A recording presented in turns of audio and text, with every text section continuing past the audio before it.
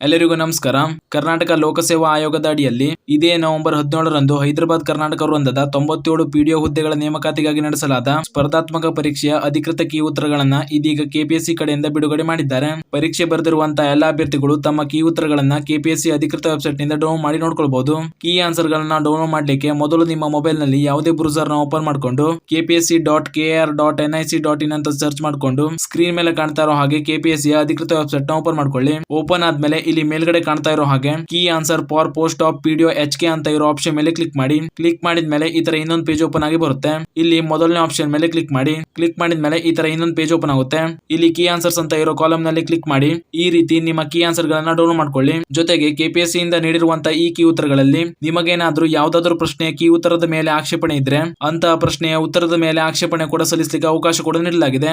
ನೀವು ಆಕ್ಷೇಪಣೆ ಸಲ್ಲಿಸಬೇಕು ಅಂದ್ರೆ ಈ ಪೇಜ್ ನಲ್ಲಿ ಅಬ್ಜೆಕ್ಷನ್ ಫಾರ್ಮೆಟ್ ಅಂತ ಇರೋ ಆಪ್ಷನ್ ಮೇಲೆ ಕ್ಲಿಕ್ ಮಾಡ್ಕೊಂಡು ಈ ರೀತಿಯ ಫಾರ್ಮೆಟ್ ನ ಡೌನ್ಲೋಡ್ ಮಾಡಿಕೊಂಡು ಈ ಫಾರ್ಮೆಟ್ ನಲ್ಲಿ ತಿಳಿಸಿರುವಂತೆ ನಿಮ್ಮ ಆಕ್ಷೇಪಣೆಗಳನ್ನು ಸಲ್ಲಿಸಬಹುದು. ಹಾಗೂ ಆಕ್ಷೇಪಣೆಗಳನ್ನ ದಿನಾಂಕ 26/11/2024 ಸಂಜೆ 5:30 ಒಳಗಾಗಿ ಸಲ್ಲಿಸಬೇಕಾಗಿರುತ್ತದೆ. ಆದ್ದರಿಂದ ಪರೀಕ್ಷೆ ಬರೆದಿರುವಂತಹ ಎಲ್ಲ ಅಭ್ಯರ್ಥಿಗಳು ನಿಮ್ಮ ಕೀ ಉತ್ತರಗಳನ್ನ ನೋಡ್ಕೊಳ್ಳಿ ಮತ್ತು ಈ ಮಾಹಿತಿಯನ್ನ ಪರೀಕ್ಷೆ ಬರೆದಿರುವಂತಹ ನಿಮ್ಮ ಸ್ನೇಹಿತರಿಗೂ ಶೇರ್ ಮಾಡಿ, ಅವರಿಗೂ ಕೂಡ ತಿಳಿಸಿ ಅಂತ ಹೇಳ್ತಾ ಈ ವಿಡಿಯೋನ ಇಲ್ಲಿಗೆ ಮುಗಿಸ್ತಾ ಇದ್ದೀನಿ. ಧನ್ಯವಾದಗಳು.